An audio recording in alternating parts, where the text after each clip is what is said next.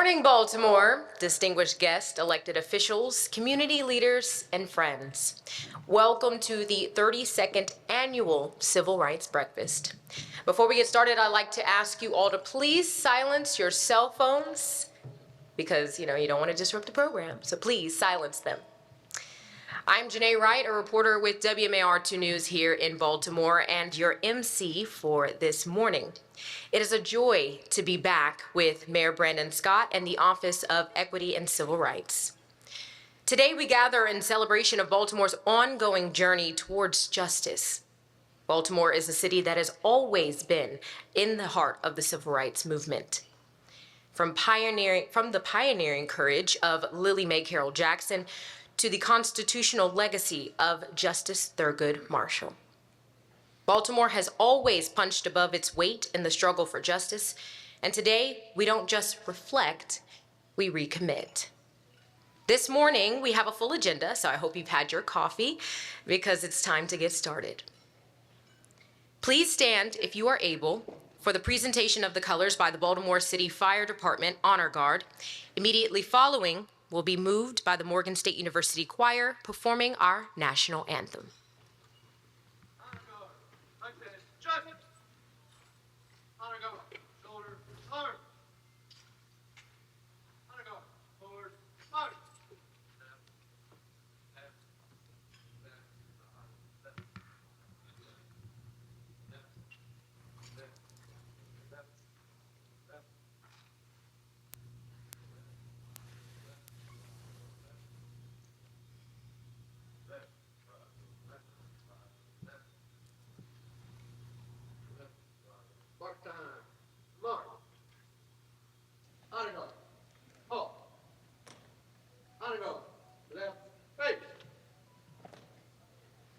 And please remain standing as we welcome the Morgan State University Choir for the national anthem, followed immediately by Lift Every Voice and Sing.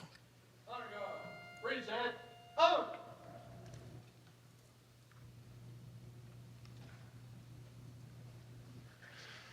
Oh, say, can you see by the dawn's early light what so proudly we hailed at the twilight's last gleaming, whose broad stripes and bright stars through the perilous fight o'er the we watched were so gallantly streaming, and the rockets red glare, the bombs bursting in air, gave proof through the night that our flag was still there.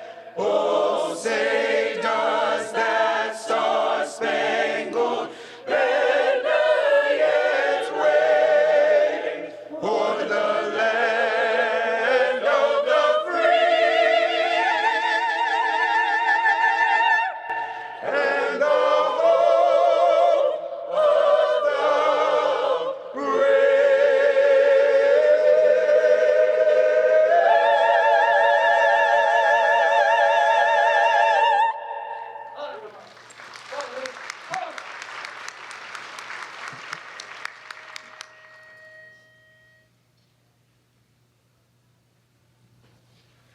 Lift every voice and sing till earth and heaven ring, ring with the harmonies of liberty.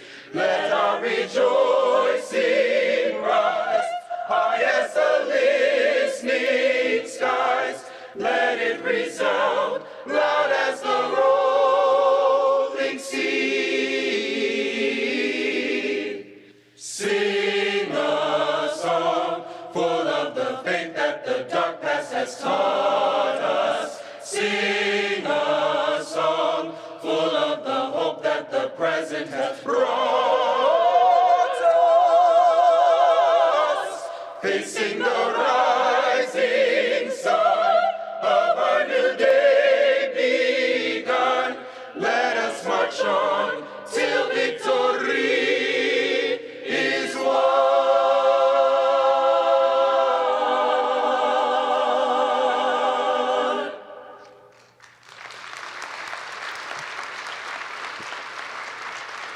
Please remain standing as we invite Reverend Josh Baer of Christian Life Church to offer our opening prayer.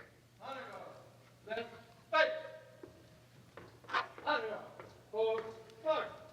Left, left. Let us pray. Our Father and our God, we pause today to acknowledge your presence. You're in fact the God of our weary years and the God of our silent tears. You are the God who has kept us through the Middle Passage, through slavery, Jim Crow, redlining and lynching trees. And if you are the God that kept us through that, you are also the God who can keep us through this political tension, this cultural division, this moment where truth is under attack and justice is delayed. Today, Father, I pray that you would bless our leaders, not just in legislation, but in liberation. Let policies be pathways, and let justice move, not just on this day, but today and the days to come. Cover our city, Baltimore, and let it rise in righteousness. Replace comfort with courage and fear with vision. Heal our communities, strengthen our families. Rise again and raise a generation that breaks oppression with love, faith, and power. Today, Father, we've overcome before, but we will today overcome by your Spirit, not by might, but by your Spirit and your presence. It's in the mighty name of Jesus we pray, and we say amen.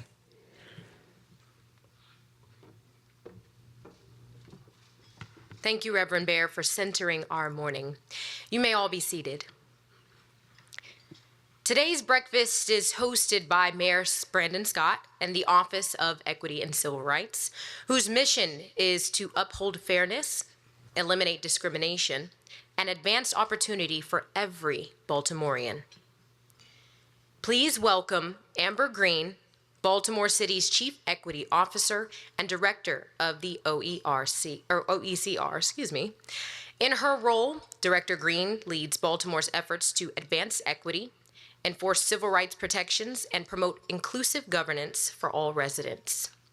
Before joining Baltimore, she served in the Biden-Harris White House as a special assistant to the president for racial and economic justice, and later at the U.S. State Department as acting special representative for equity and justice. Please join me in welcoming Director Green as she brings in today's occasion.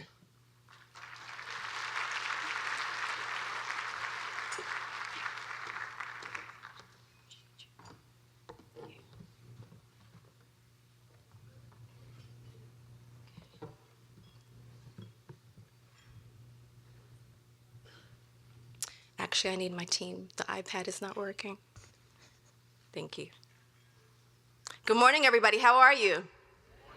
Good. It's so good to see you all. And thank you so much, Janae, for... Actually, let me just give this moment. Thank you, guys. Thank you.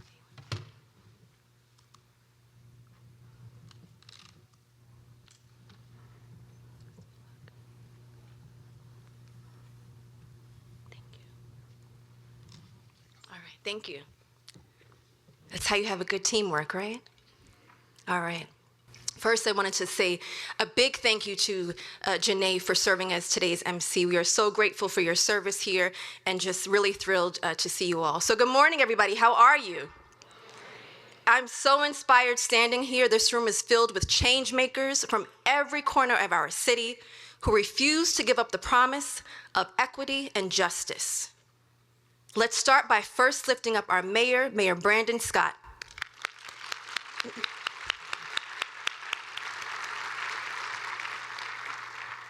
Mayor Scott has had the vision, the determination, and courage and steadfast belief that Baltimore can lead the nation by showing what equitable government truly looks like, a government that serves its people. And to our city leaders, my entire OECR team, including Deputy Director Kaylin Young, who you just saw helping me out a few minutes ago, thank you. I also want to acknowledge my predecessors, Dana Moore and Karan Watkins, who have served as directors of the office before me. various elected officials who are all here today, our sponsors, our community partners, thank you for your steadfast commitment to proving that equity is the work of the entire city. I also want to thank former Assistant Attorney General Kristen Clark for joining us today as our keynote speaker. She is one of the most powerful and transformative forces for justice our nation has ever seen, and I'm so glad that she's going to be able to bring us remarks later this morning. I also want to acknowledge Cleveland Horton. Cleveland is the Executive Director of the Maryland Commission on Civil Rights, our state partner who is leading that way and making sure that we are all united in this fight. Thank you so much, Cleveland, for your partnership and advancing justice across the state. And to our chairs, we have 7 boards and commissions within the Office of Equity and Civil Rights, so I just want to ask you all if you wouldn't mind standing. Our Administrative and Charging Committee Chair, Tiara Hawks. Where are you? There's Tiara, okay. Community Relations Commission Chair, Reverend Todd Urey. All right. Mayor's Commission on Disabilities Chair, Aloma Boma. Welcome, Aloma. Our Police Accountability Board Chair, Jamal Turner. See you waving? All right. Our Wage Commission Chair, Cheryl Wood. And our Women's Commission Chair, Kiani Abdul Malik. So you know we have a lot of board members here, so I just want to make sure that everybody knows who everybody is. Can all board members and commissions, including former members of the Civilian Review Board and our new Veterans Commission, please stand if you are able so we can properly recognize you.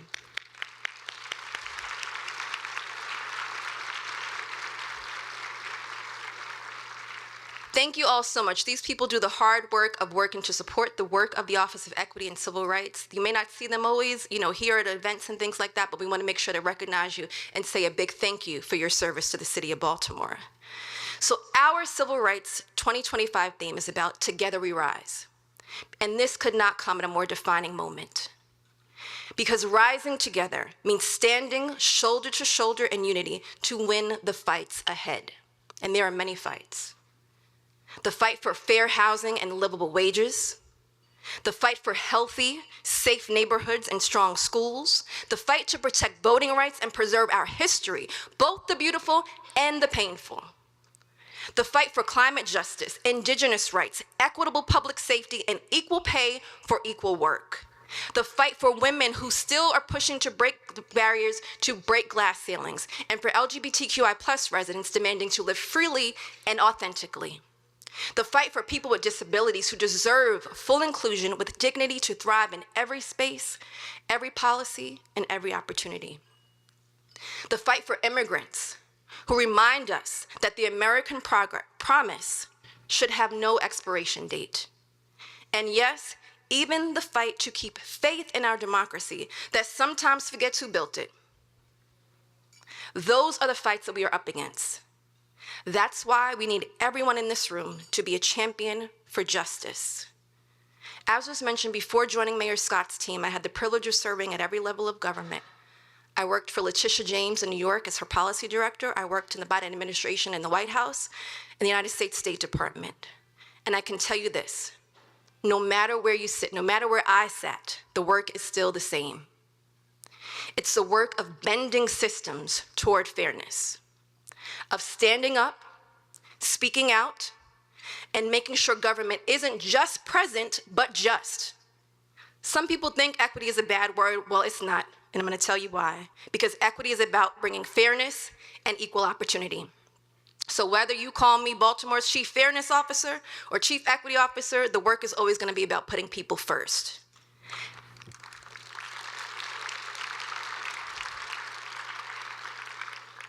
Our team at OECR is enforcing the laws that protect workers and residents.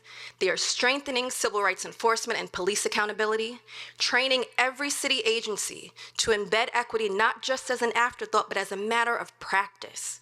And we are making sure that when people reach out to government, they're met with dignity, not red tape. Because we know, and history keeps on proving, that when the most vulnerable among us rise, all of us rise. When our systems actually work for those who have been excluded and left behind, they work better for everyone. That's not redistribution. That's the promise of equity and equal opportunity made real. And here's what I believe with my whole heart. There's enough for everyone. There's enough food. There's enough housing. There's enough opportunity. There's enough hope. Our challenge isn't scarcity, it's courage. The courage to be fair. So in closing, I want to say thank you all so much for being here. We celebrate Civil Rights Week. Let's make a promise to not just talk about it, but be about it, right? I'm from New York, so you know I got to bring that to you, all right? From the Bronx, if you wanted to know. So but I'm proud to be a Baltimorean right now. Thank you. Very proud. Because when we invest in communities that have long been historically denied and underserved, when we make policies that remove barriers and expand opportunity, we are not falling behind, we are rising higher. That's how cities grow. That's how families build wealth. That's how democracy endures. So let's lead with fairness. Let's keep proving that when Baltimore stands together across neighborhoods, generations, backgrounds, and differences, we rise. Thank you and happy Civil Rights Week.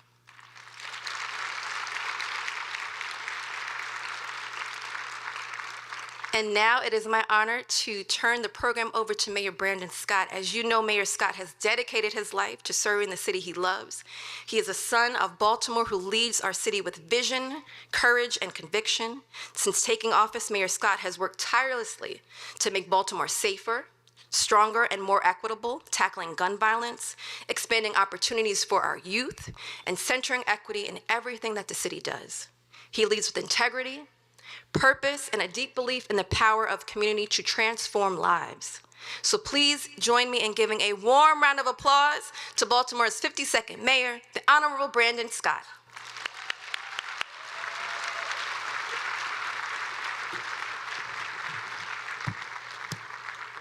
Thank you, Amber.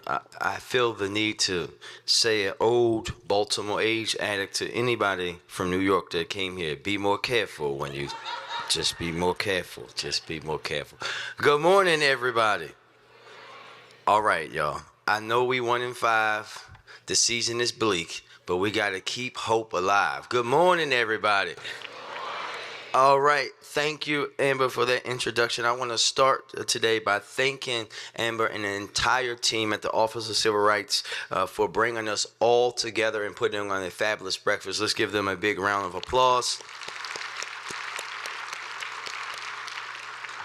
I want to thank Mac and the great team at the Baltimore Convention Centers, the servers, the caterers, the person that greets you at the door, the people who make Baltimore look good each and every day to make folks keep coming back again and again for their conferences. Let's give the Convention Center team a big round of applause.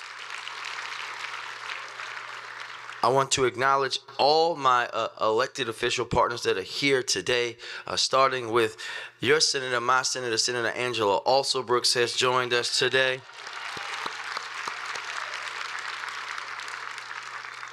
The baddest attorney general in these United States, the only attorney general that I have right now, Attorney General Anthony Brown, is here with us today. The person who makes sure that my taxes are right in Maryland and that it's gotten a little better for me, Madam Comptroller, I have to admit. Like, I didn't owe a bunch of money last year. I'm going to attribute that to you, Comptroller Brooke Learman, Baltimore's Comptroller, as we like to say. We have two Comptrollers here. Comptroller Henry, where is he? William? There he is. I don't want to ask you why you're all the way in the back of the room, but it's okay. Oh, you bought a table for the team. Thank you, Mr. Comptroller. Bill and I go back. We were seatmates. I got to watch him at all times. You just never know what he's up to. We also have our sheriff. Sheriff Sam Cogan is here. Mr. Sheriff, good to see you. Senator Antonio Hayes Sr. is with us today. My delegate, Delegate Stephanie Smith, is here today with us. My other delegate, Delegate Kaylin Young, is with us today. My Councilman Ryan Dorsey is with us today. There he is. Councilman Paris Gray is with us today. Thank you, Mr. Councilman. Councilman Zach Blanchard is with us today as well. And we also have former Councilman Chris Burnett, who works at the Office of Civil Rights, with us today. Let's give them a big round of applause. But I want to thank them, our leaders, and everyone here today, our partners at the federal, state, and local level who fight alongside us each and every day to make sure that every Baltimorean has what they need to thrive in our city. Because we know that's not always the case. If anytime, we know that right now. We still know that we feel the impact of generations of intentional disinvestment in our communities. As you know, redlining was first signed into law in Baltimore, but it was done at the desk that I sit at each and every day. And we still see the impact of vacant homes in those redline communities decades later. But we also see the legacy of all the women and men who fought to overhaul those systems. Thurgood Marshall, Lily Carroll Jackson, Clarence Mitchell, Elijah Cummings, and Kweisi Mfume, to name a few. Baltimoreans who led the fight for civil rights, not just in this city, but in this country. Our city has always stood on the front lines for justice. And as we face currently the greatest threat to our rights and freedoms in recent memory, we have to be ready. Because as they say, if you stay ready, you ain't got to get ready.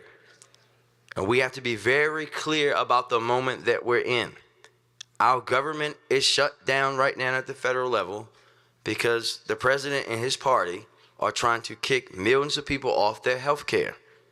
The Supreme Court appears ready to gut the Voting Rights Act.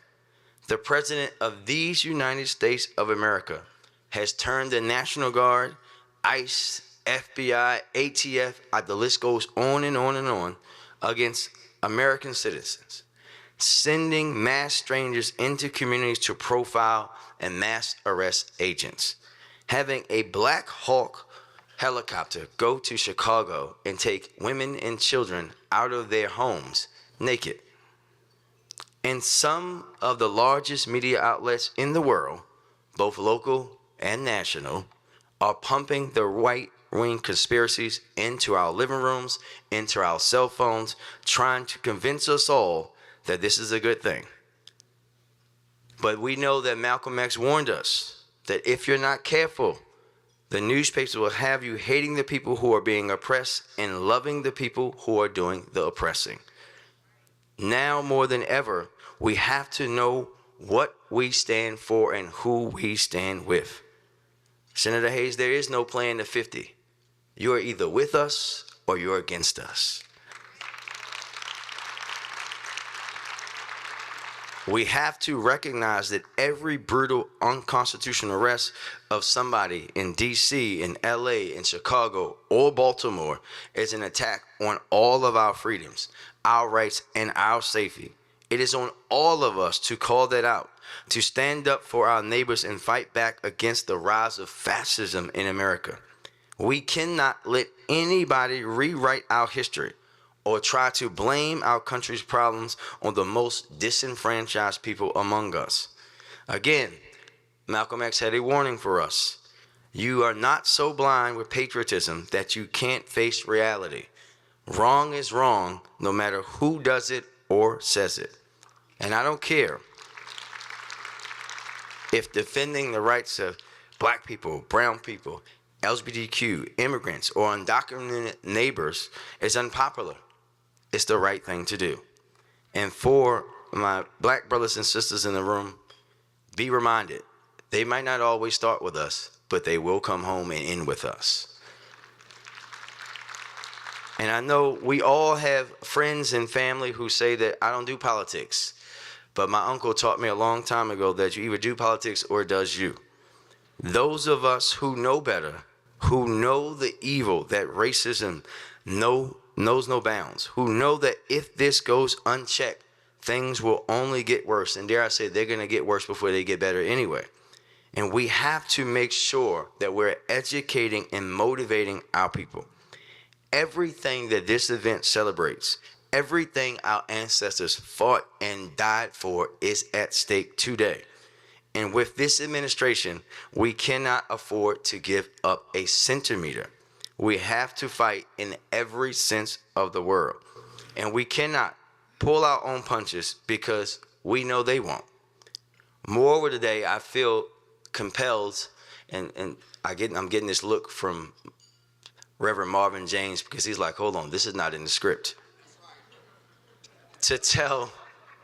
I feel compelled today to tell my people, and by my people I mean Baltimoreans, from elected officials to frontline workers, now is not the time for petty interbickering and infighting. It's very crystal clear who, as the kids would say, are the ops.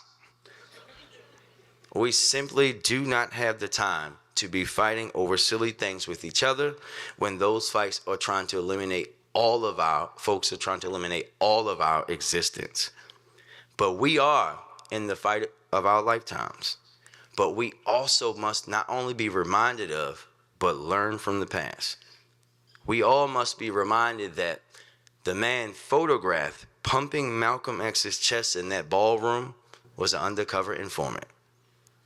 Remember that many of the iconic photos of the civil rights movement are tainted because the photographer, Ernest Withers, was an informant, feeding J. Edgar Hoover information about Dr. King and other civil rights leaders. That is a history that we cannot repeat. And we cannot repeat it, especially in this moment. We must be wiser and know that the enemy will use people that look like us. People will show up in our communities that have not been there, seeming to have the best intentions, but secretly are there to help the enemy gain or regain power. My grandmother would say, simply put, all skin folk ain't kinfolk, but we not in church today.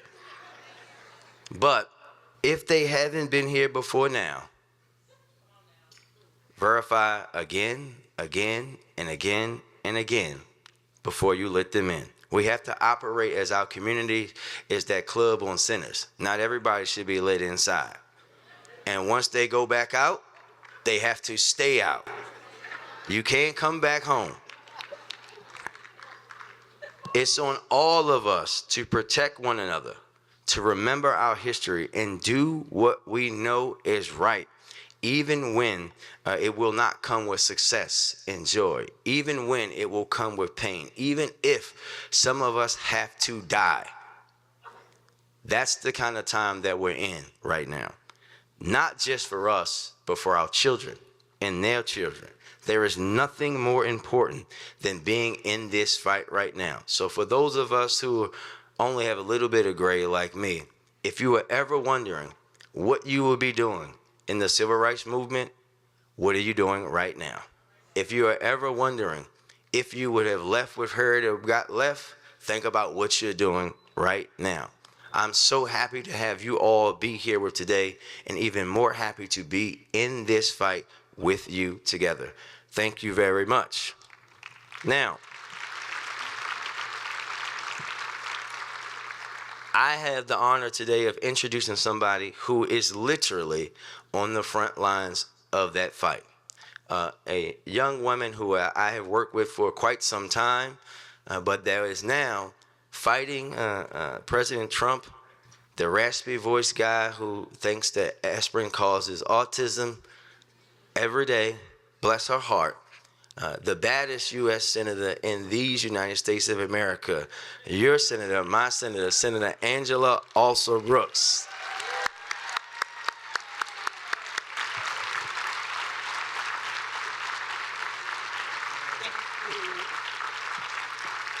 Good morning, Baltimore. Good morning. Well, I hope you all, this is such a beautiful room. I hope that you are having a great time already. You have one of the baddest captains of Team Baltimore in these United States, Mayor Brandon Scott. Can we just applaud him? What an incredible captain you have here, and I hope you all are enjoying yourselves because the mayor and we had to be up at the crack of dawn to mix up all of this yogurt on your tables and squeeze the orange juice and put that silver cap on it and everything. Y'all having a good time? All right. Well, I'm always proud to be here with each of you, and especially proud to be in a room of leaders who are leading us through a time like this one, and to have a chance to participate as a part of today's Civil Rights Breakfast. As you know, Baltimore has a rich legacy in the fight for freedom.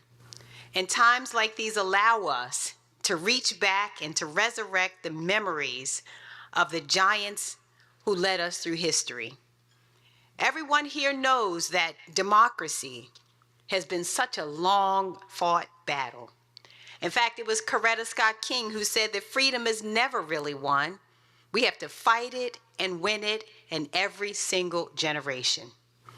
And it was just 112 years ago, in fact, in 1913, that protesters from around our nation, including right here in Baltimore, marched in downtown Washington, D.C., in a bold and unprecedented protest for women's suffrage.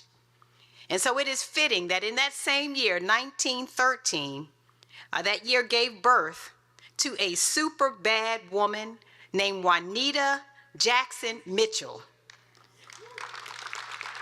Now, Juanita Mitchell embodied the same audacity that lived in the women during those times.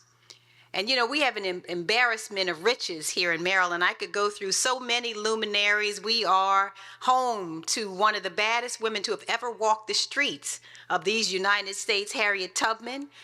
We are proud to be the home also, yes, of Thurgood Marshall. So we have an embarrassment of riches here.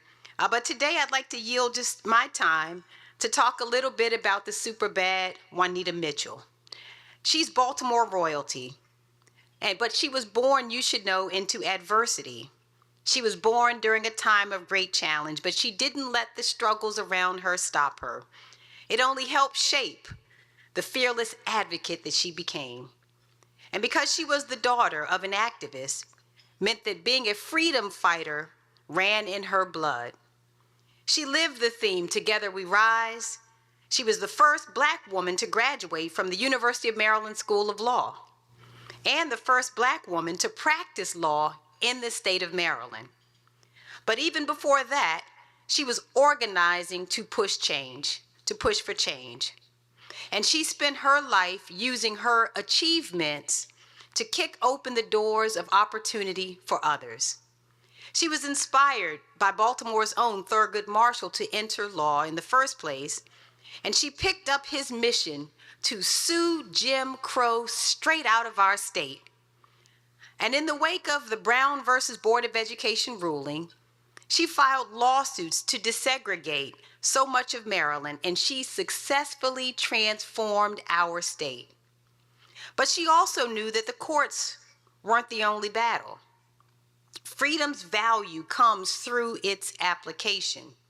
And that's why she led voter rights, voter registration drives, and urged people to exercise the rights that the courts secured for them, and that so many people marched and died to win.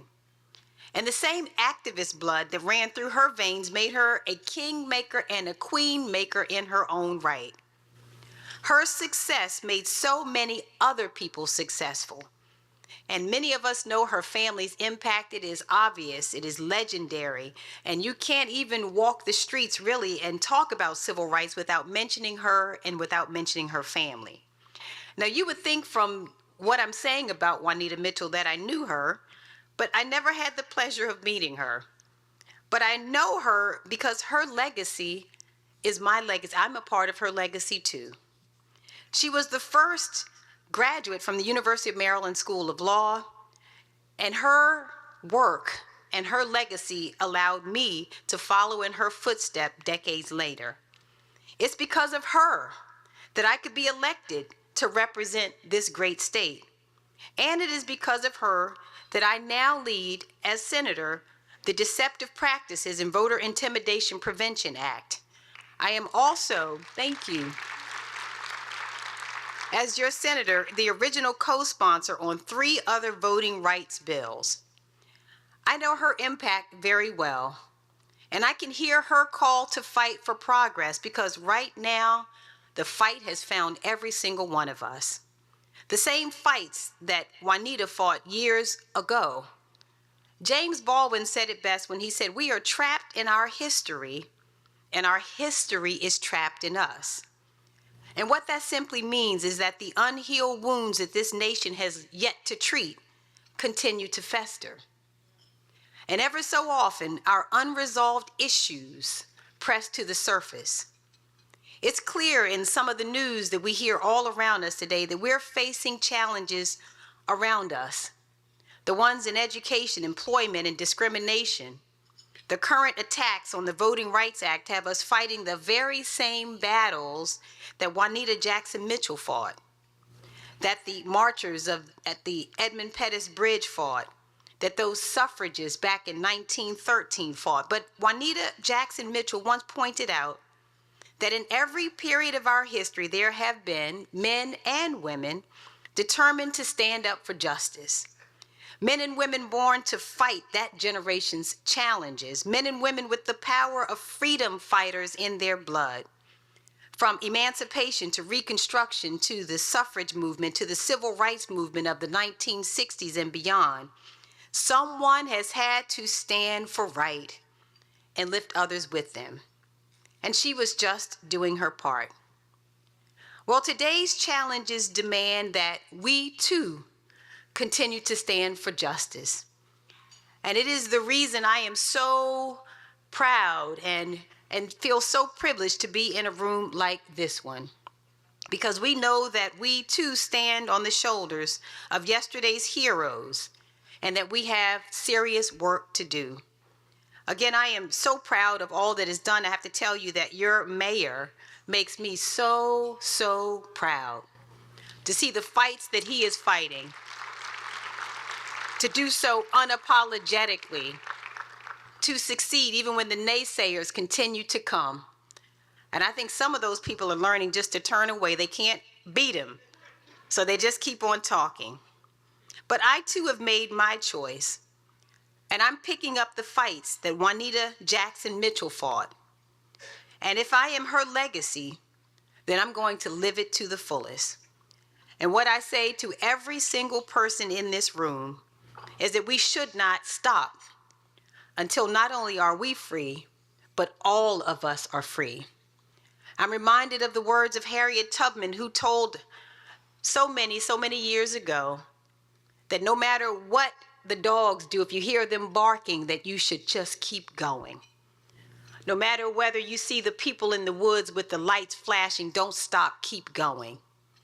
And she went on to say that no matter what we face, we must not keep going. If we ever want a taste of freedom, we have to keep on going. So let's keep on keeping on. I thank you so very much for the work that you do. I thank all of my other partners who are here in elective service, my brothers and sisters who are with me in this, and each of you who are in with us too. And let's not forget as well that no matter what, God always has the final say. We have the best partner in the game, and we will win all of these battles. Thank you so much. God bless you, Baltimore.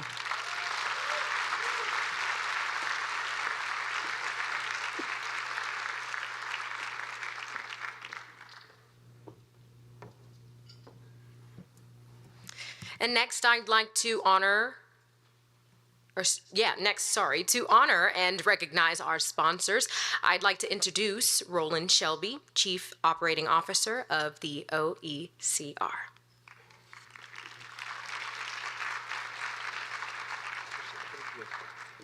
Good morning.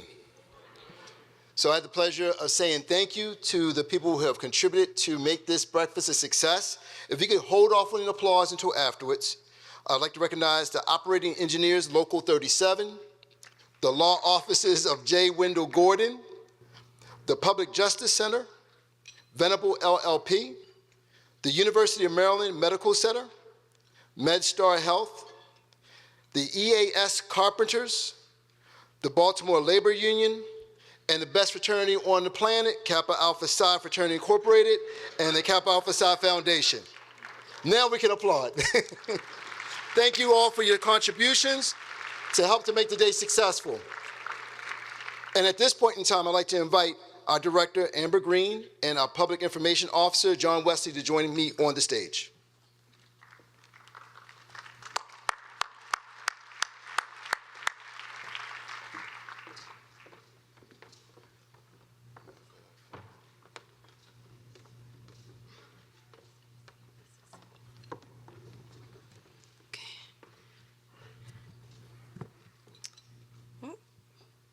We are getting set up with this iPad again. Where's Kaylin?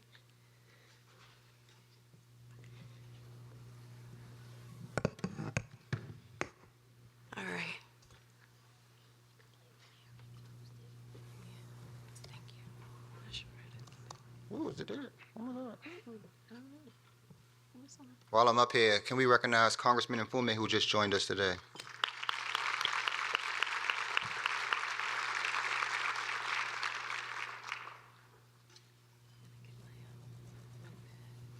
That's cool.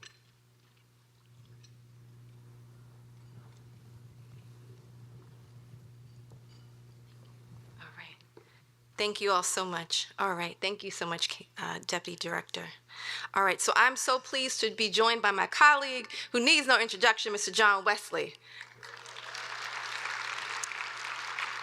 Mr. Wesley has served in our office and throughout the state of Maryland and is a civil rights leader in his own right, and we're very glad that he is a part of our team. And with that, I would like to announce our 2025 Community Leader to Watch Awards.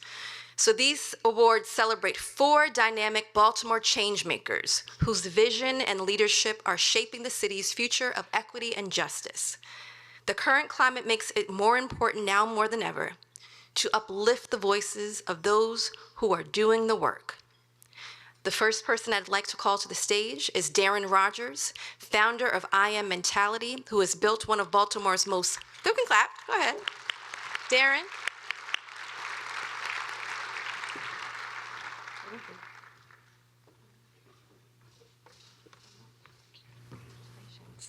It's a little bit about Darren. He has built one of Baltimore's most comprehensive youth mentoring and leadership development programs. Congratulations to Darren.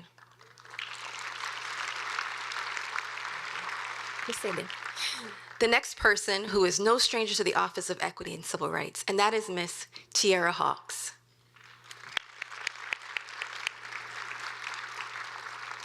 Tiara is a distinguished juvenile justice advocate. She is a former Civilian Review Board member and current chair of the Administrative Charging Committee. She continues to champion fair and equitable systems for our youth. Congratulations, Tiara. All right. The next person we'd like to call is Philip Westry.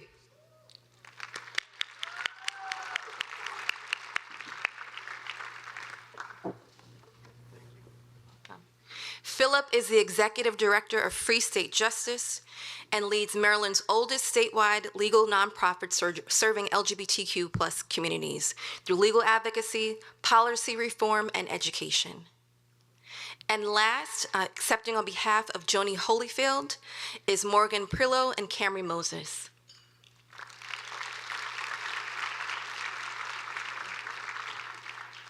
Joni is the founder of Heart Smiles, which empowers young people across Baltimore to discover their purpose and lead with confidence.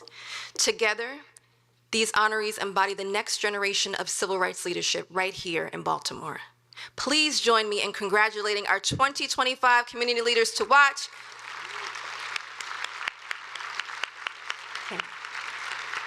All right. Okay, and we'll take a quick picture. We'll get a picture with the mayor. I think he had to just step off away, but we'll make sure you get one. But let's give them another round of applause.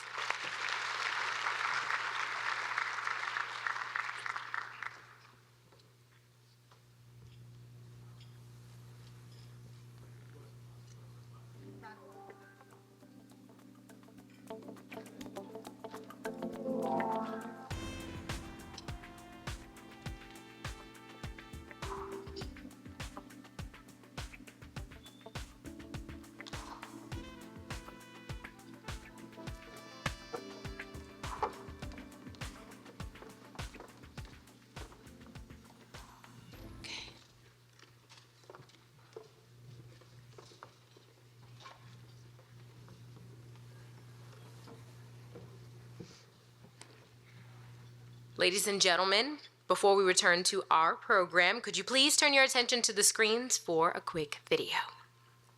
Hello, everyone. Miss Joni here. Thank you so very much to the Mayor's Office of Equity and Civil Rights and to the City of Baltimore for recognizing my contributions as a community leader. I deeply apologize for missing today's breakfast event. I recently started chemotherapy treatment for stage 4 ovarian cancer. Despite this, the work continues. The mission is strong, the vision even stronger, with young leaders. My heart beats upholding and protecting equity and justice across our beloved city. Thank you so very much for this honor.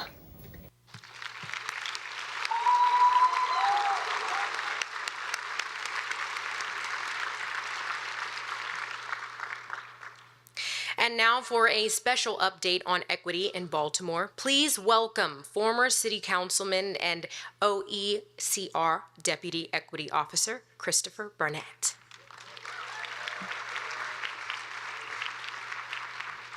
Good morning. It's tough between breakfast and another speech, but bear with me.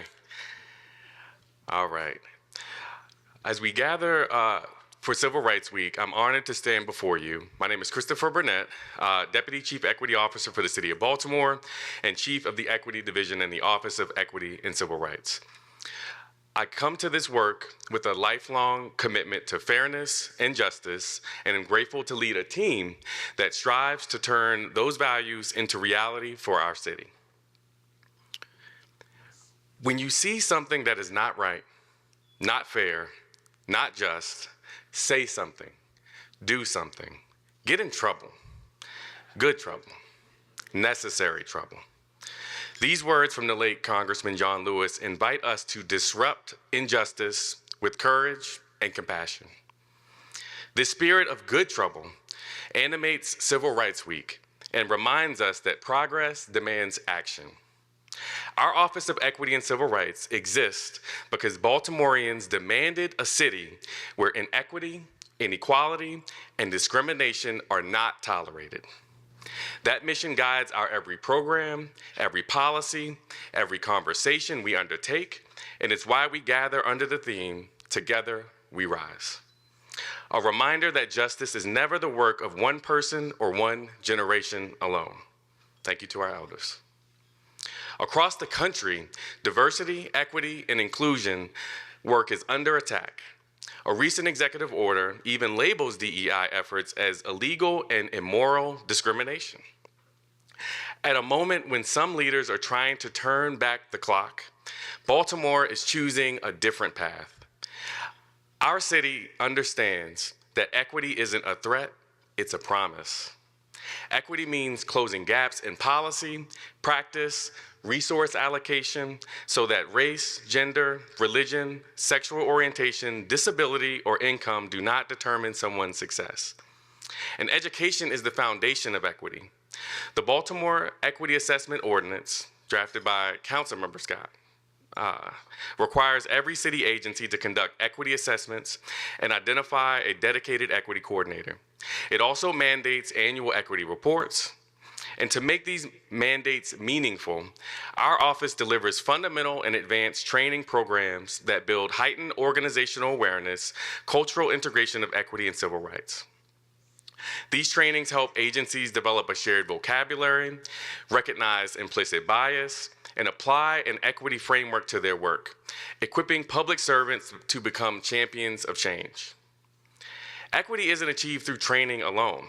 We serve as a resource for our city and state policymakers, thank you to our partners, providing clear analysis of how proposed laws might affect historically marginalized communities. During the last legislative session, our team monitored nearly 90 bills, submitted over 40 letters of testimony, lending expertise on issues ranging from reparations to the rights of people living with disability, to police accountability and reproductive health.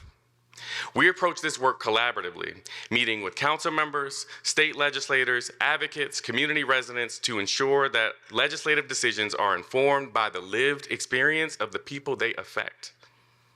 Equity work must be accountable. Each year, we update the assessments to evaluate how agencies are implementing racial and disability equity goals. The data collected prompts agencies to reflect on who benefits from their programs and who is left behind. Building on this, we provide the training, the reporting, and we are rolling out a citywide equity action plan in 2026 to provide new tools and ensure city programs prioritize resources for communities impacted by systemic racism and ableism. By aligning efforts across departments, we move from isolated initiatives to a comprehensive strategy. In these challenging times, equity work can feel like swimming against a riptide. Yet the tide of justice has always been pushed forward by people who refuse to give up. Our office cannot achieve its mission in isolation. We need community leaders, faith leaders, agency directors, and elected officials to walk with us, asking hard questions, participating in trainings, sharing experiences, and holding us accountable. Every journey begins with a single step. And today we ask each of you to take another step towards the Baltimore we all deserve. A city where equity is not just an aspiration, but a reality. Together we rise, together we learn, and together we build systems that honor the dignity and humanity of every person who calls the city home. Thank you for all your contributions. Thank you for your work, and join us for Civil Rights Week and enjoy the breakfast. Thank you.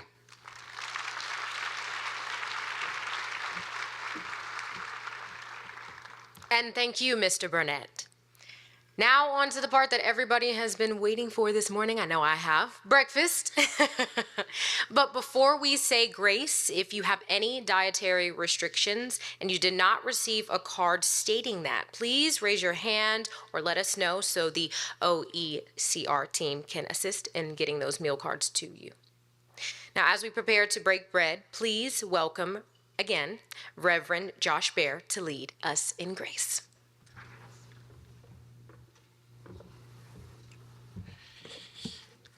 Let us pray. Lord, we're thankful for this day and the opportunity to gather in unity. Now, Father, I pray now that you would bless those who made this day possible.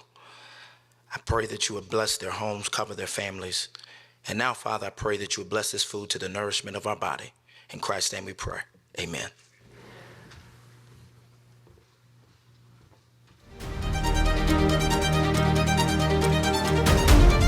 My name is Amber Green, and I serve as Baltimore City's Chief Equity Officer and Director of the Office of Equity and Civil Rights. Baltimore is a city of resilience and strength, but too many people still face barriers to fairness and justice. That's why the Office of Equity and Civil Rights, OECR, exists. We are Baltimore's front line to ensure fairness, your first line of defense against discrimination. Whether based on race, gender, religion, sexuality, disability, or any other form of bias, our city has zero tolerance for hate and inequity. The Office of Equity and Civil Rights is home to 7 divisions that work together under one mission: equity. Each division serves Baltimore in a unique way. The Community Relations Commission investigates and resolves discrimination complaints in the areas that matter most to people's lives: employment, housing, schools, public spaces, and access to health and social services. The Mayor's Commission on Disabilities ensures access, inclusion, and equal opportunity for residents with disabilities. Our Equity Division helps city agencies identify and eliminate inequities in their policies, programs, and budgets to meet the needs of Baltimore's diverse communities. The Police Accountability Division provides oversight and accountability for law enforcement agencies across Baltimore City. The Wage Commission protects workers by enforcing fair pay and addressing wage theft so families receive the income they have earned. The Women's Commission advocates for the rights, safety, and advancement of women and girls. And our newly appointed Veterans Commission uplifts Baltimore's veterans, ensuring they receive the support and recognition they deserve. Together, these divisions form one office committed to fairness, accountability, and advocacy. Our work is about people, not paperwork. Every case we resolve, every barrier we break down, every voice we amplify makes Baltimore a fairer, more just city. And we do this in alignment with Mayor Brandon Scott's vision to make Baltimore a city where equity isn't an afterthought, but a guiding principle. Under Mayor Scott's leadership, equity is not just a value, it is a mandate for how our government serves its people. I believe Baltimore must be a we city, not a me city. Every person at OECR is committed to building a Baltimore that works for all of us. And in this moment, when equity and civil rights are being challenged across the nation, I'm proud that Baltimore City's Office of Equity and Civil Rights is leading the way, alongside our partners across city government. Together, we are protecting people, advancing equity, and building Baltimore's future.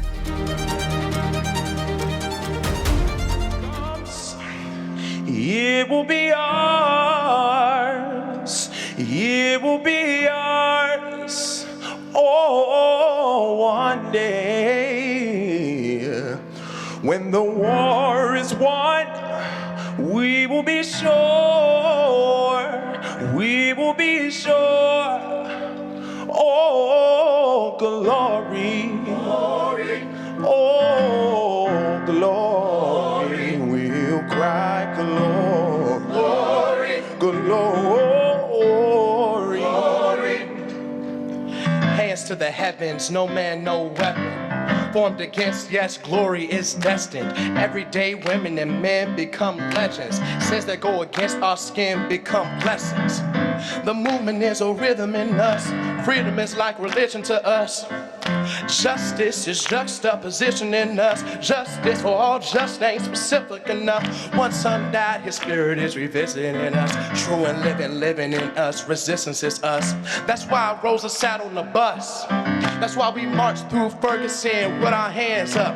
When it goes down, we women and man up. They say stand down and we stand up. Shots, we on the ground. The camera panned up. King pointed to the mountaintop and we ran up.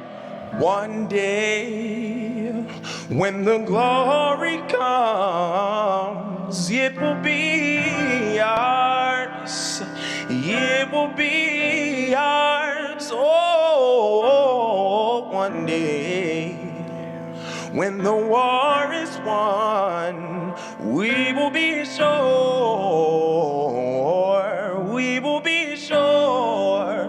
We'll cry glory. We'll cry glory.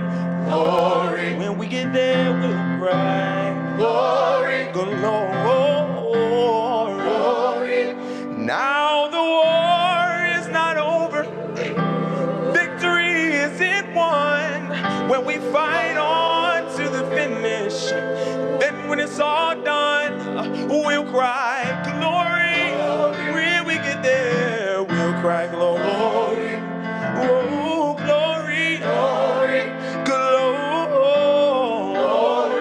We'll cry glory, glory. Oh, glory, glory. Whoa.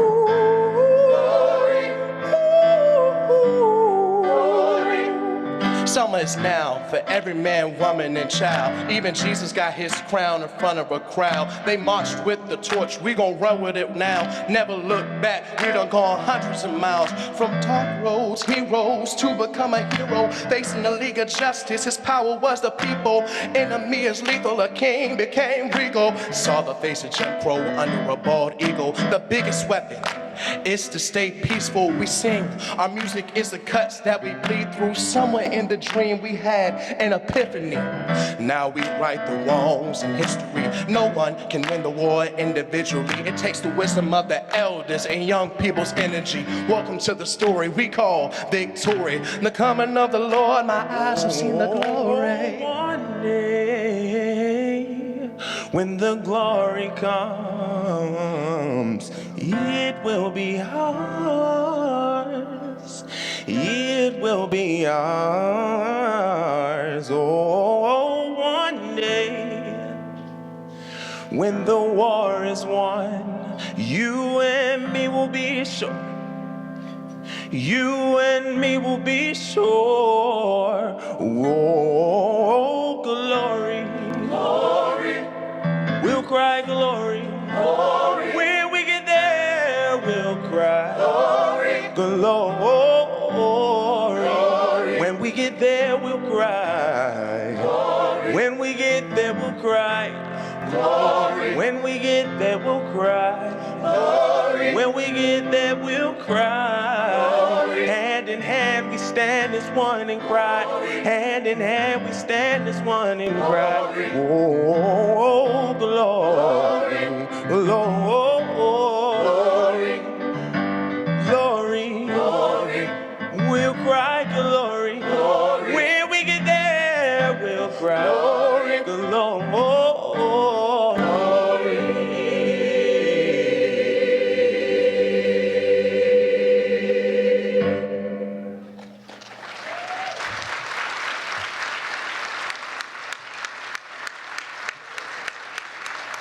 Such an amazing, amazing performance once again from Morgan State Choir. Thank you guys for joining us once again this morning.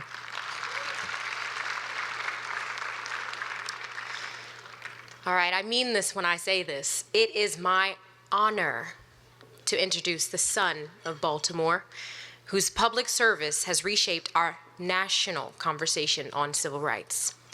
Congressman Kweisi Mfume. Please welcome me in joining him.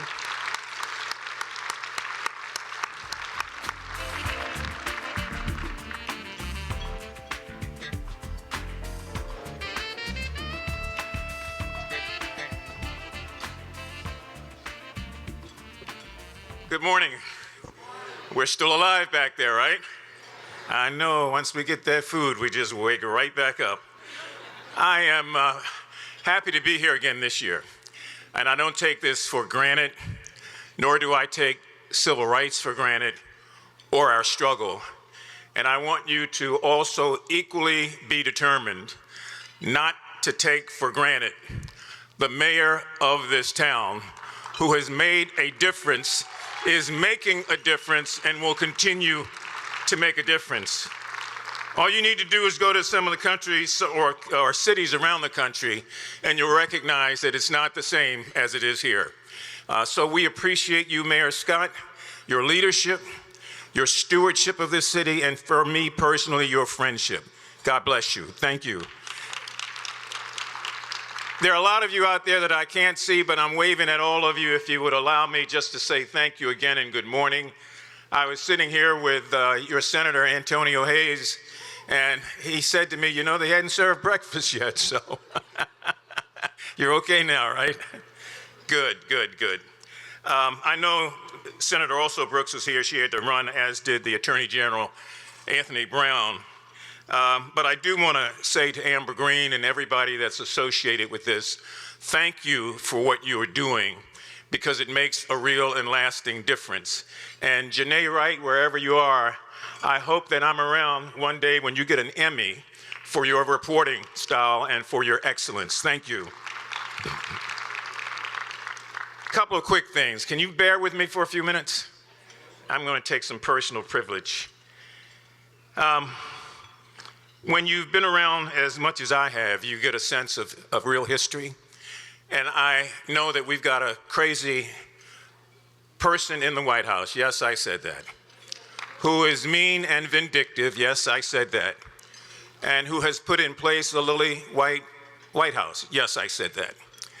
He's the president, and so we try to give him due deference and respect whenever we can. But he's hurting people all over this place and certainly all over this state and this city. And yet, it was just a few months ago, in many cities, towns, and hamlets across the nation, there occurred what many people refer to as a celebration. It was a celebration of the anniversary of the Supreme Court decision in Brown versus the Board of Topeka, Kansas, when on May 17th, 1954, 9 men robed in black assembled on the steps of the Supreme Court and announced their unanimous and historic decision that no longer would there be segregation in America, and particularly in American schools.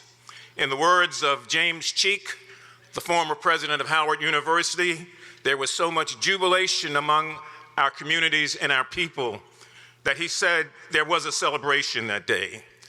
At black colleges, classes were suspended and parties were hastily assembled.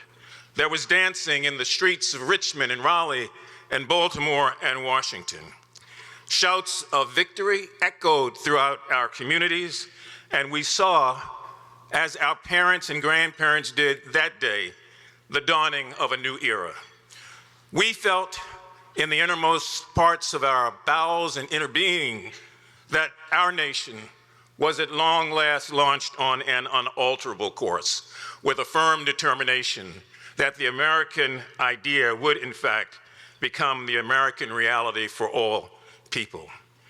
We had suffered, endured, and survived 3 centuries of slavery, oppression, deprivation, degradation, denial, and disprivilege. And we believe that from 1954 onward, that there was, in fact, a new willingness to have the sort of America that we wanted.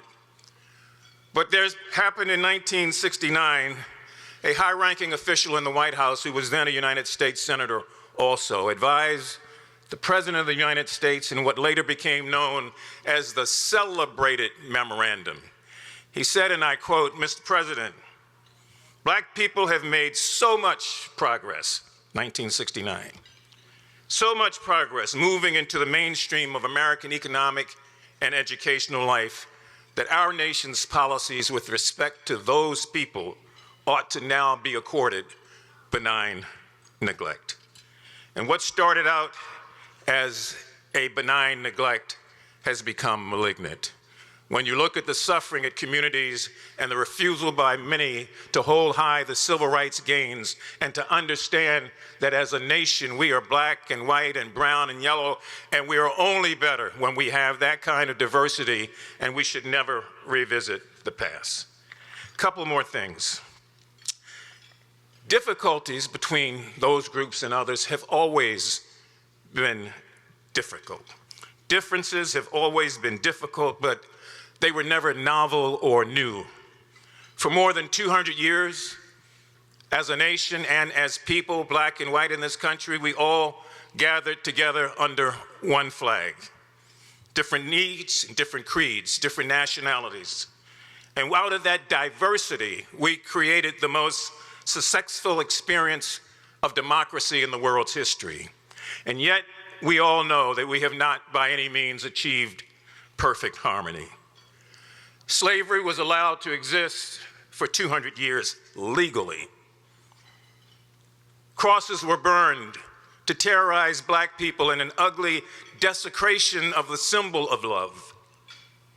Just a few centuries ago, Protestants and Catholics battled in the streets of New York City, and on that day, 44 Catholics were killed.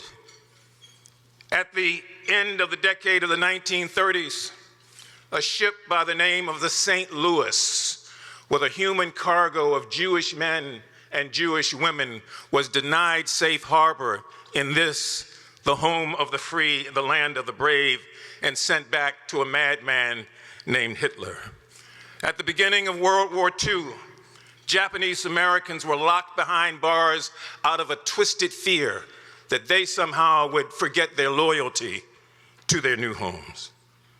We saw this over and over and over again, and after the attacks of 9/11, Arab and Muslim Americans were set upon and beaten in the streets of this country in this century because their religion and their ethnicity were deemed to be a threat to the land that they loved and the land that they had swore allegiance to. There have been times when we have sought in this country to ban the teaching of a foreign language and to slam shut the doors of elementary schools just because they were sponsored by religious groups. And so, yes, there have been occasions and there have been periods that our differences of race, our differences of religion, our differences of nationality have reduced an ugly alienation instead of producing harmony. But my friends, remember this morning. There is still yet another difference. It is the difference between the people who have and the people who have not. The difference between the people in this room, you and I, to be sure, and the millions of men and women in this country who are out of work today or working at jobs that provide them with a scant living and no real dignity.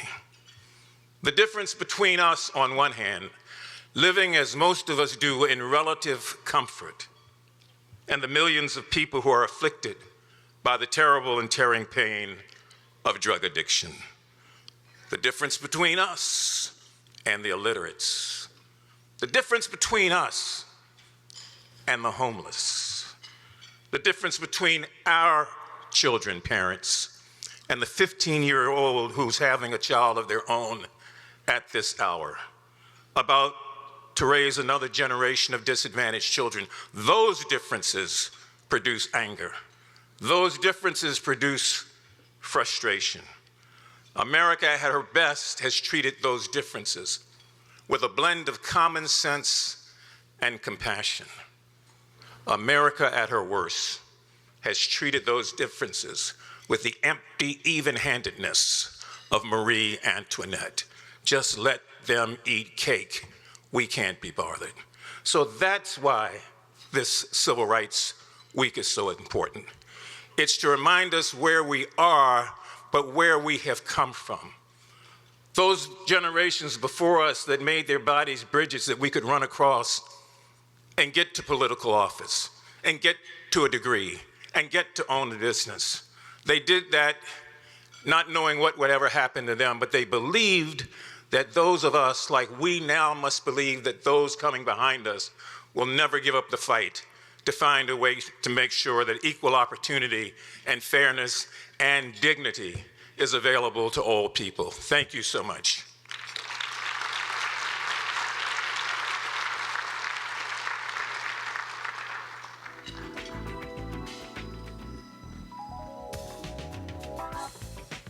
Okay, we are going to move right along, but before I introduce our next speaker, quick house cleaning.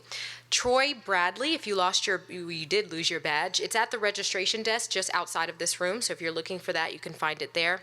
Also, if anybody happens to see car keys, a key fob to a Chevy, please bring it to an OECR member. They have pens on them. So if somebody happens to find a car keys, please bring that to them.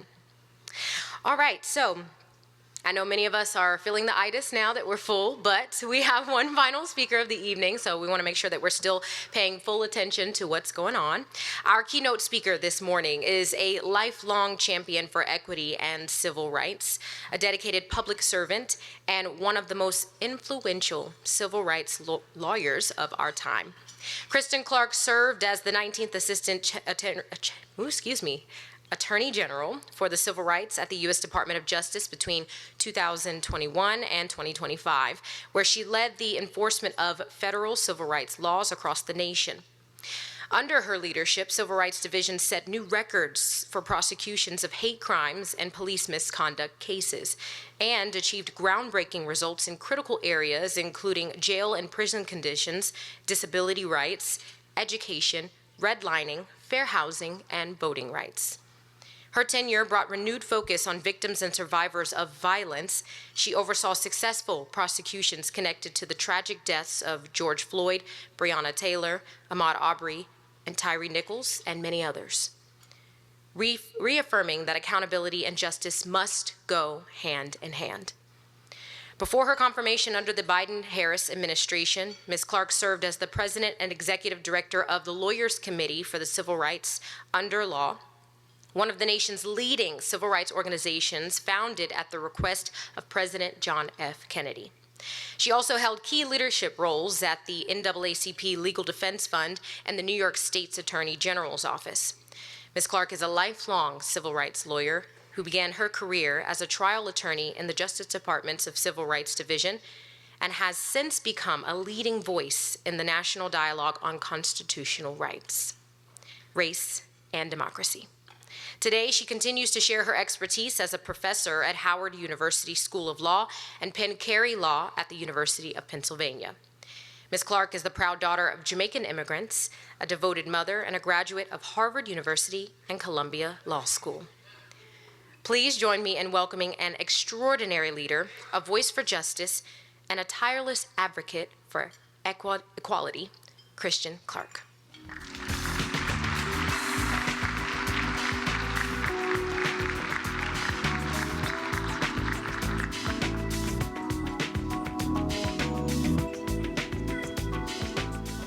Good morning.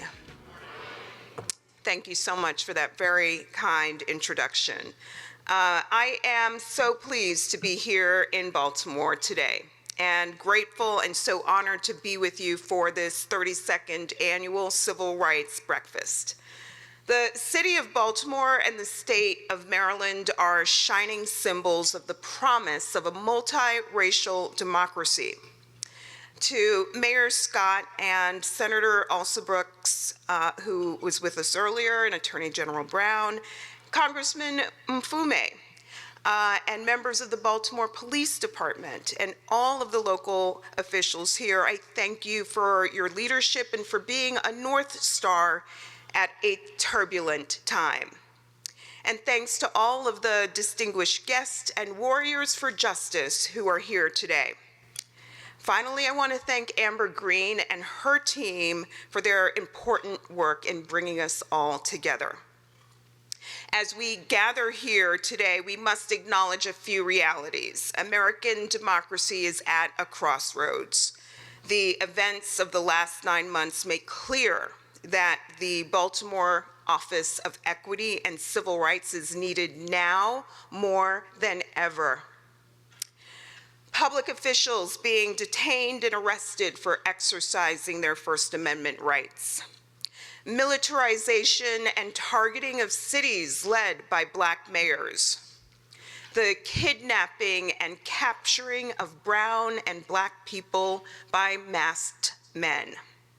Hate-motivated violence, particularly along lines of race, religion, and national origin.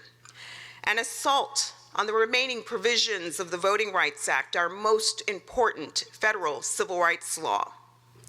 The capitulation of colleges, law firms, and corporations fearful of standing up for the rule of law. And the Justice Department's shameful and indefensible abdication of its responsibility to protect all of our civil rights.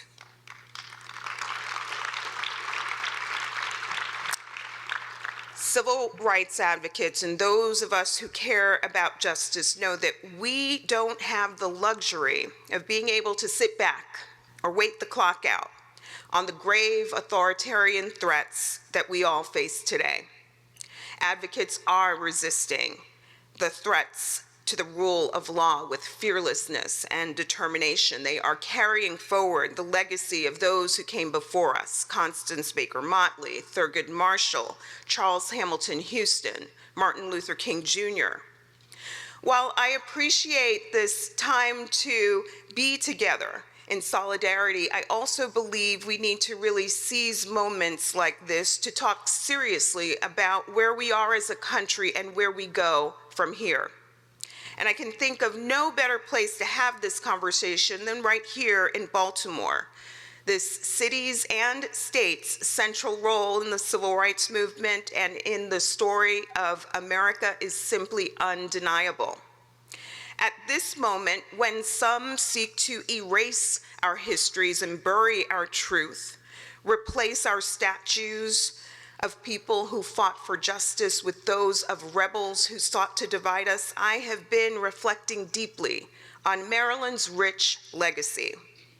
Harriet Tubman, born on the Eastern Shore in Dorchester County, just 100 miles south of here. Tubman was a courageous freedom seeker, abolitionist, and conductor of the Underground Railroad. After freeing herself from the chains of slavery, she fled to Philadelphia, but returned to Maryland at least 13 times to guide others to freedom. She was known to some as Moses for her efforts to liberate many despite the danger and risks to her own life. More than 10 years after it was announced, she still does not grace today's $20 bill, but we know that her legacy as a freedom fighter is priceless. Frederick Douglass. Douglass started his life in bondage in Tabot County. At the age of 17, still enslaved, he was sent here to Baltimore, where he learned to read and write and dreamed of freedom. Following his bold escape from slavery after boarding a train here in Baltimore, Douglass went on to pen the narrative of the life of Frederick Douglass, an American slave. He was a fearless abolitionist who fought using the transcendental powers of his voice and the pen to advocate for the 13th Amendment and the right to vote for newly freed slaves. And Helena Hicks, while she was a student at Morgan State University in January of 1955, she, along with 5 other students, participated in a lunch counter sit-in at whites-only Reed's drugstores here in Baltimore, and it was among the first successful student-led protests that led to desegregated lunch counters across the city. And of course, there's Thurgood Marshall, civil rights lawyer, legal architect of Brown v. Board of Ed, founder of the NAACP Legal Defense Fund, and our first Black Supreme Court justice, born right here in Baltimore. Fresh out of law school, Marshall hung up a shingle and opened a law practice in the city.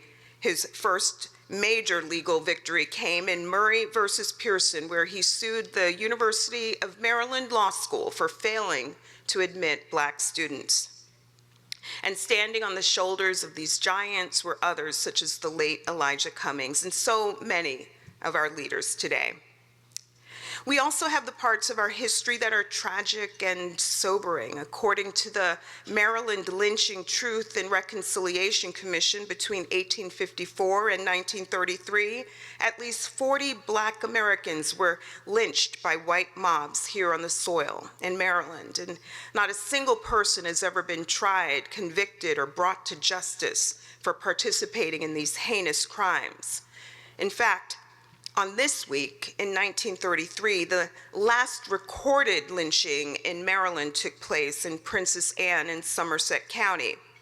George Armwood, in his early 20s, had a noose placed around his neck and was dragged for a mile. A crowd of over 5,000 yelling people gathered around a tree on a main street. Armwood was lynched and his body burned. News reports from the time spoke of the many women and children included in the frenzied throng. Leaders of the lynch mob debated staging an execution of Armwood on a local judge's front lawn, but ultimately decided against it. I start here because it's so critical that we embrace our history, the joyful parts and the painful parts, the complicated parts, the parts that make us uncomfortable. It's our story. It's America's story. It's the story of truth that we must pass down to our children and our grandchildren. It's a story that should not be whitewashed. Our history and our story is our inheritance. As Dr. Martin Luther King noted, nothing in all the world is more dangerous than sincere ignorance and conscientious stupidity. The next issue that I want to turn to is hate violence in the 21st century and the ways in which we see hate crimes showing up in our communities, in our workplaces, in our schools, in our virtual town square, and in our politics today. Hate crimes are not a problem from a bygone era. We are seeing alarming levels of hate violence along lines of race, religion, and national origin. This month marks the 16th anniversary of the Matthew Shepard and James Byrd Hate Crimes Prevention Act, a historic law that provides important tools to help hold perpetrators of hate crimes accountable. The hatred denying a person's basic humanity based on their race poisoned the hearts of 3 avowed white supremacists as they tied James Byrd Jr. behind a car and dragged him to his death along an asphalt road in Jasper, Texas. Malign hatred still flourished just a few months later when 2 men in Wyoming tied 21-year-old Matthew Shepard to a split rail fence, beat him, tortured him, and left him to die just because he was gay. Their deaths, incredibly gut-wrenching, prompted action leading to a law signed by President Obama that bears their names. These issues hit close to home. In 2017, Richard Collins III, a Bowie State University student and U.S. Army second lieutenant, was stabbed to death on the University of Maryland campus by a man linked to a racist Facebook group. The kind of hate that we are seeing today has roots that reveal a poison running through our national DNA. Across the country, we have witnessed an eruption of hate-motivated violence. 9 peaceful worshipers gunned down at Mother Emanuel AME Church in Charleston, South Carolina. A young Ahmaud Arbery shot and killed while jogging on a Georgia street. 10 Black people mowed down while shopping at a supermarket in Buffalo, New York.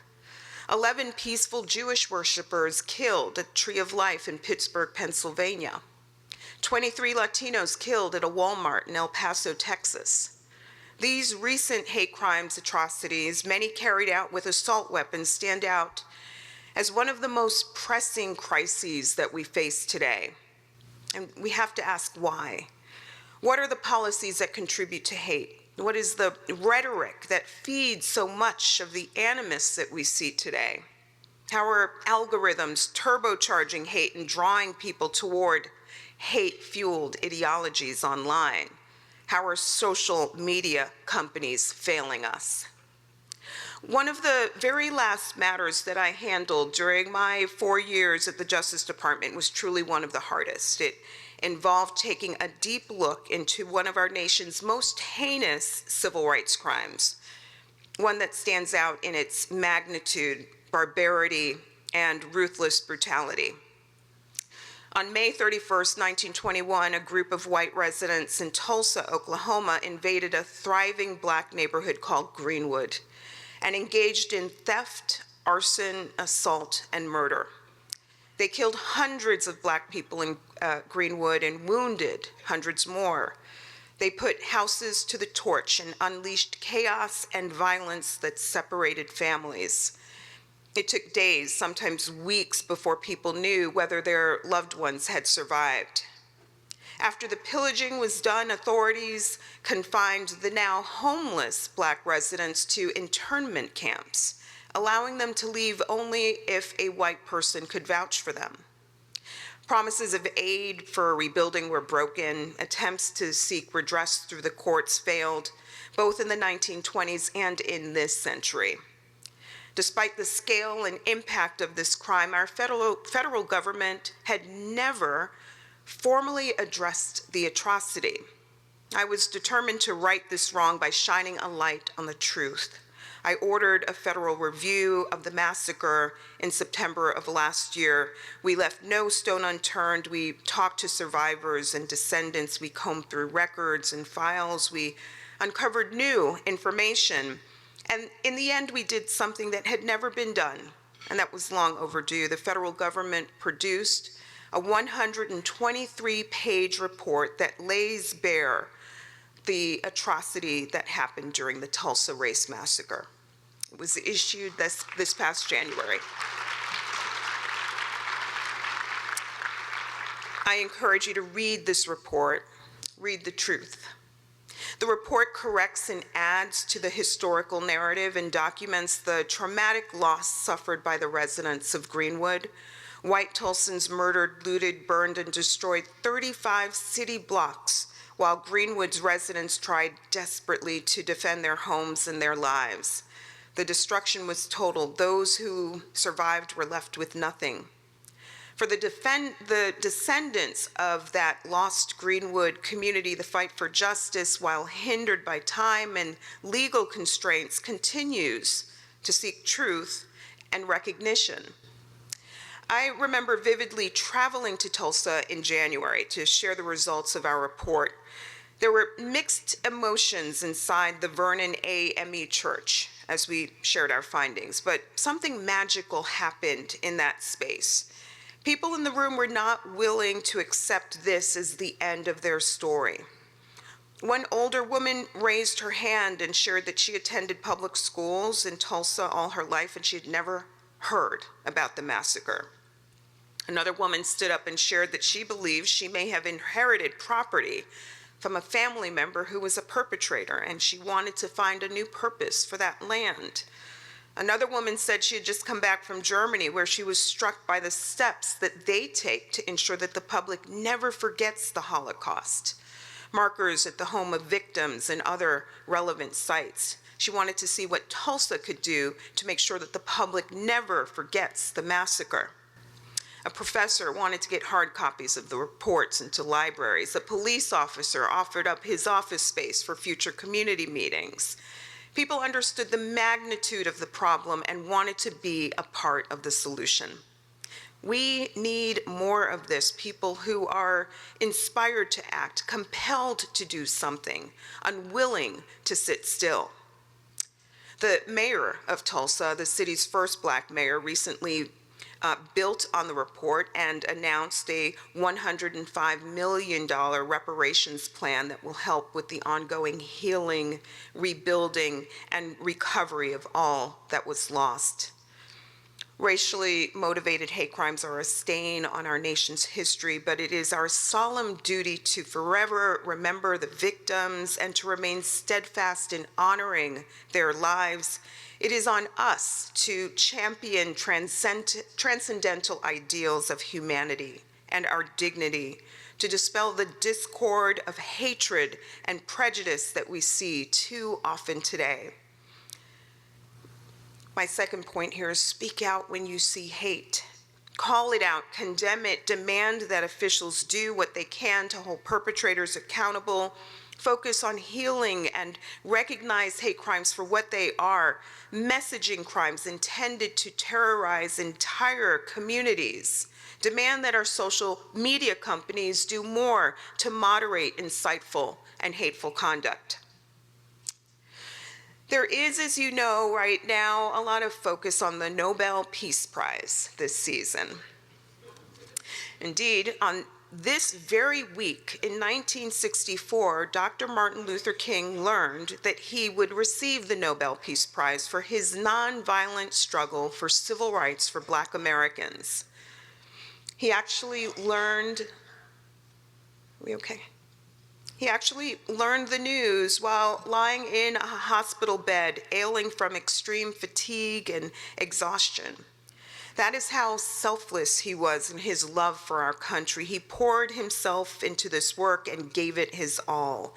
When he accepted the prize several weeks later in Oslo, Dr. King did so on behalf of thousands of people in the civil rights movement who constituted a mighty army of love. He observed that right, temporarily defeated, is stronger than evil triumphant. In his eyes, wounded justice lying prostrate on the blood-flowing streets of our nations can be lifted from this dust of shame to reign supreme among the children of men. He also spoke to the evils of racial injustice, poverty, and war. Dr. King looked at the Nobel Peace Prize as reason to lean in and to think more boldly and aggressively about the next phase of the civil rights movement. King stated old systems of exploitation and oppression are passing away, and out of the womb of a frail world, new systems of justice and equality are being born. Doors of opportunity are gradually being opened to those at the bottom of society. The shirtless and barefoot people of the land are developing a new sense of somebodiness and carving out a tunnel of hope through the dark mountain of despair. I dare say that Dr. King would be alarmed and astonished at the America we find ourselves in today. One in which old systems of oppression have reared their ugly head, where doors of opportunity are being slammed shut, where we are abandoning the data and the science that shows we function better when we have diversity, equity, and inclusion around the table, and where the poorest and most vulnerable among us are staring into the face of despair and depression. My third point to you today is that we are witnessing the resurrection of Jim Crow, a new Jim Crow. He is not focused on segregation. He is focused on the forced removal of brown and Black people. He is focused on the use of masked men and violence to kidnap and capture brown and Black people. He is focused on sowing chaos and promoting intimidation and fear. And when we are real about the gravity of the threat, we can begin to think about the full range of aggressive strategies that must be used to shut down the new Jim Crow. We can think about new ways to strengthen democracy, to fortify the guardrails, to make even more explicit and clear the rights protected by our Constitution and our federal civil rights laws. This is work that is not easy and work that will not be completed overnight, but it is work that is necessary for all of us in the road ahead. Our Supreme Court is back in session, and I'll tell you there are no shortage of important cases on the court's docket, but I want to flag one of the most consequential cases before the court.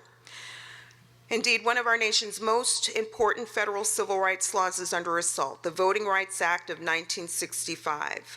The law has been chipped away through hostile case after hostile case. The most recent attack on the act was the subject of a major case heard by the court this past Wednesday, a case called Louisiana versus Callis, challenging a core provision of the Voting Rights Act. At issue here, Section 2 of the Voting Rights Act, a provision that allows for lawsuits to be filed challenging policies and practices that have a racially discriminatory effect on voters. This is the provision of the act used to contest voter suppression tactics, discriminatory and unlawful mid-decade redistricting plans, and more. Now, the court heard argument in the case last spring, but ended the term without issuing an opinion in the case. And then this past August, the court took the unusual step of asking the parties to re-argue the case, this time after filing briefs addressing the constitutionality of this core provision. The stakes are high. The Voting Rights Act is the crown jewel of our federal civil rights legislation, a law that resulted from protest, sacrifices, and blood shed by people like the late John Lewis and the foot soldiers who marched across the Edmund Pettus Bridge and endured violence in pursuit of the basic right to vote. They were willing to put everything on the line to secure access to the franchise for Black Americans. It was Bloody Sunday, a day of grim violence in March of 1965, that prompted Lyndon B. Johnson to call on Congress to pass strong legislation to protect the right to vote. It's important that we carry the torch forward even in the face of these great challenges. John Lewis may not be with us today, but if I can paraphrase from Scripture, we all know that he fought the good fight, that John Lewis finished the race, and that he kept the faith.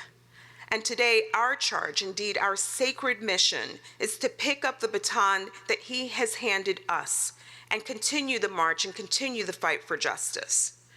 I have every confidence that together we will continue to stand for dignity, for fairness, for justice, and for equality. And out of a long night of injustice, a brighter day will come. Godspeed. Thank you for having me here today.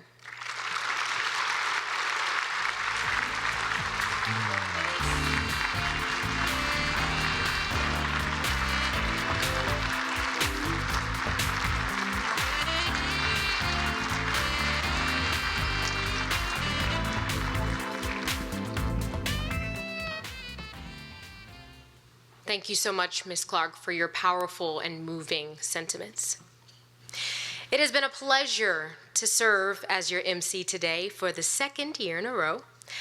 I leave now feeling energized and inspired, and I hope you all feel the same. Thank you to the Office of Equity and Civil Rights for allowing me to be your MC once again. And thank you to all of the leaders who are in this room, who continue to fight for equity each and every day. To carry us into action, please welcome back Director Amber Green and the OECR, that one trips me up all day, chiefs to represent and present the Community Impact Awards and close out the ceremony. Thank you.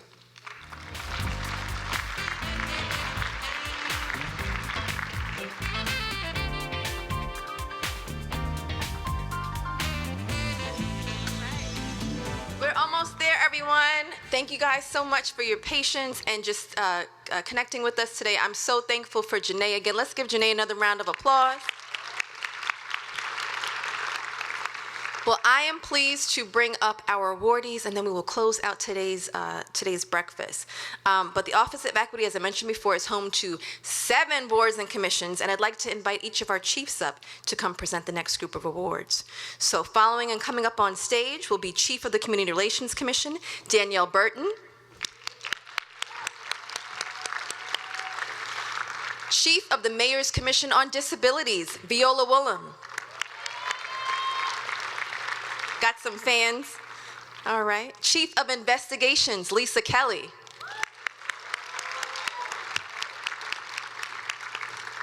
Chief of the Veterans Commission and also the Women's Commission, Jill Muth. And Chief of our Wage Commission, who is making sure that people get their money, Araceli Stafford. All right. So with our awards, I want to also make sure that we bring up our next group of awardees. So the first person that's going to get an award is, drum roll. All right. We're presenting this award to Marco Merrick of DPW.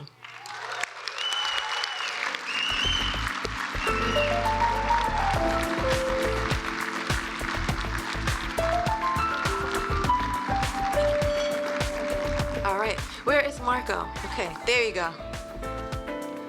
Marco is awarded the Equity and Employment and Opportunity Award for outstanding leadership in reducing discrimination and increasing access to fair employment, housing, education, public accommodations, and healthcare. He is at every single meeting that we have related to equity from our equity division as well. So congratulations to Marco.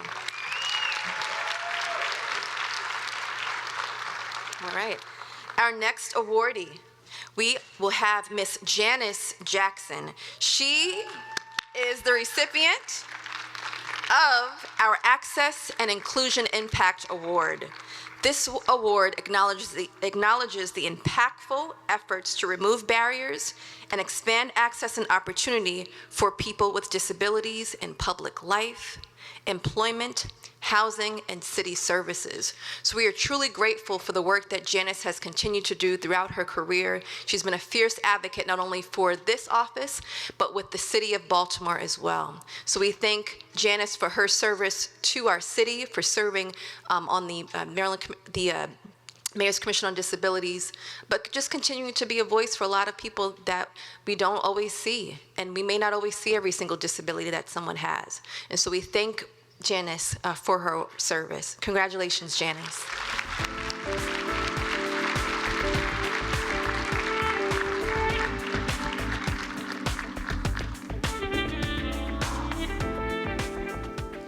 I love the theme music. Thank you to Charm TV.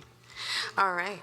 Our next award is for policing. Our Policing Impact Award is awarded to Professor Chaz Arnett.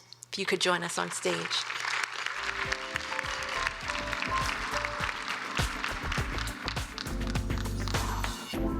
So Professor Chaz Arnett, and their bios are in the program, so make sure to please take a look.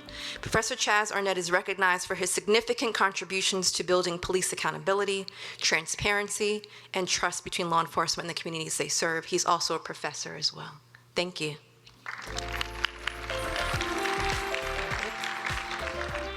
Our next award is presented to Clarence Tiger Davis.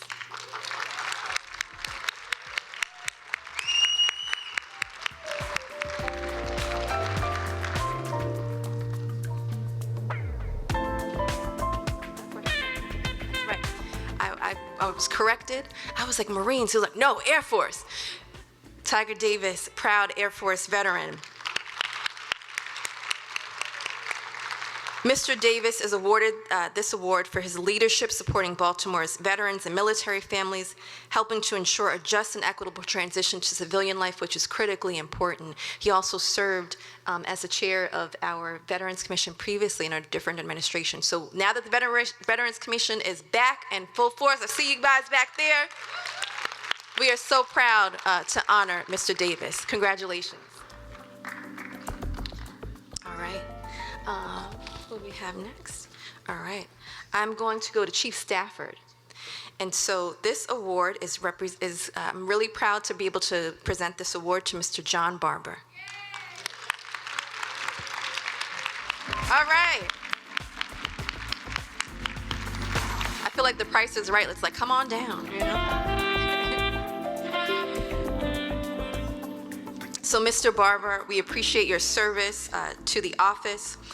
He is receiving this award for his advancement in supporting economic equity through advocacy, enforcement, and innovation related to fair wages, worker rights, and job protections. Congratulations.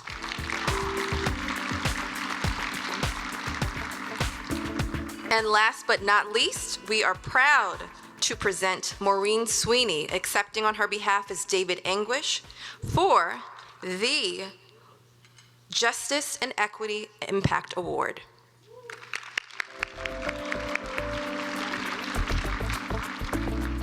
Thank you for representing, this is our Women's Commission Award, but thank you for presenting it.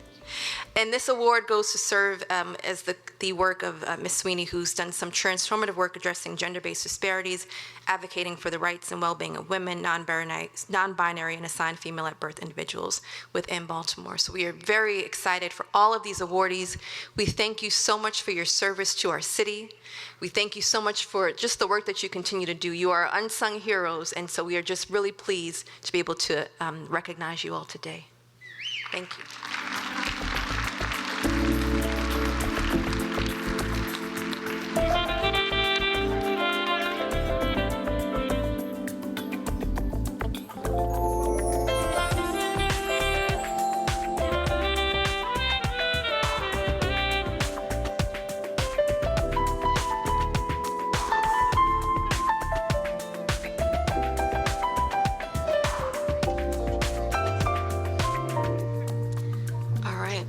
Close out our program, but I have one more award.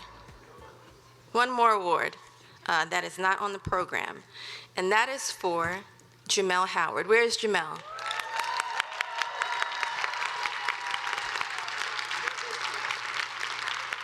There he is. He is very humble. I just want to give a shout out to Jamel Howard, who leads outreach and engagement for our office. He is the brains behind this breakfast. He, I call him our quarterback because he has led everything to perfection. Isn't it a great breakfast? Right? Jamel has been just keeping our team together. Sorry, I know this is keeping our team together. He has done a tremendous amount of just working to make sure that our Civil Rights Week is successful, down to just being here, and he probably got about hours of sleep. He just goes above and beyond every single day within our office. And I think everybody in our office can attest to the hard work that he puts in, and just a very quiet humility. And that's very rare when it comes to people that you get to work with. But I mean, not necessarily. I mean, our office is very humble. I want to say that. But I just want to recognize Jamel just for your leadership, your courageous voice to always say, hey, can we do this? Or what can we do to make things better or different? And always, always, always thinking about everyone before him. And so I just thank you, Jamel, for just being a great example of what leadership looks like, of what being a team leader looks like, and just being a strong teammate. So we are incredibly thankful for you. This is a certificate from Mayor Scott.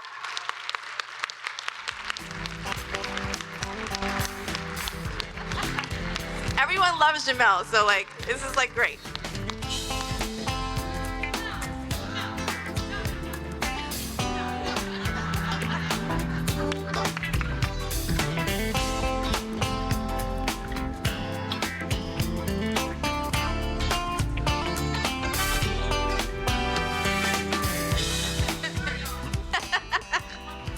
Oh, sorry.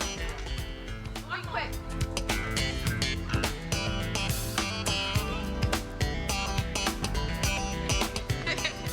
All right, so that brings us our program to a close.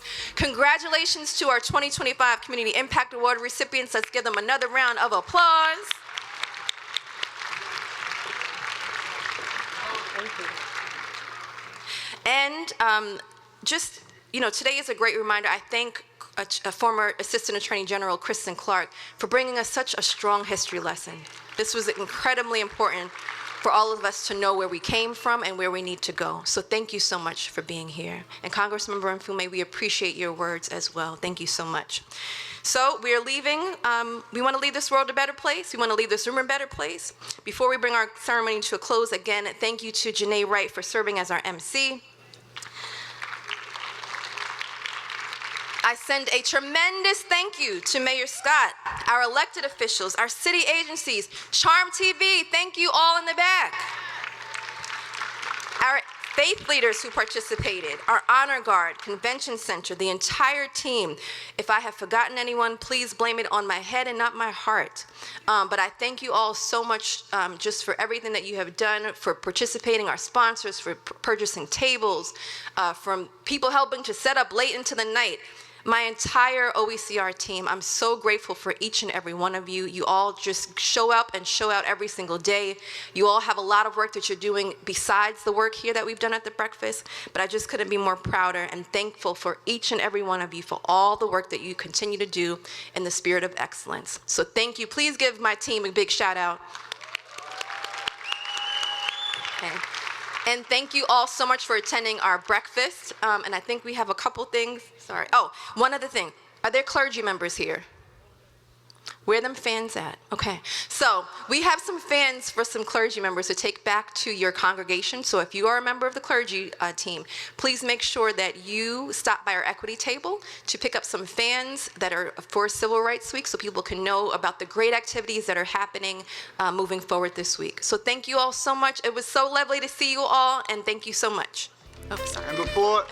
And before we wrap up, this is Director Green's first Civil Rights Breakfast. So let's give her a hand. Oh, thank you. We say that you're not really the director till you get through Civil Rights Week. And this is her first one. So one more time, thank you, Amber, for your leadership. Thank you for bringing us together. And thank you to everybody who stayed to the very end. Yes. And you can take the centerpieces with you. No dibs. You got to pick who gets it.